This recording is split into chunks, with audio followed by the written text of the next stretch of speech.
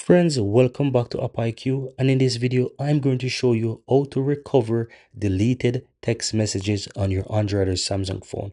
So if you go to your messages and you will find a message that you've recently deleted, I'm going to go ahead and delete another message. So for example, I click on this message and I click delete, move it to trash, then you get the idea where this is stored. How do you recover this message?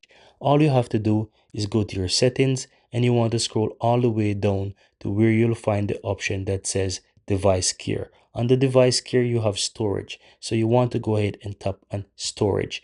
Now from here, you will find your trash. So if you tap on trash, you will be able to find messages. So if you open messages, you will find those messages that you recently delete or message that was deleted from your phone. All you have to do is press and hold those messages that you want to recover and simple tap on either restore, or if you select multiple, simple tap on restore all. And that's it. Those messages will be restored under your inbox once again. Very easy and very simple.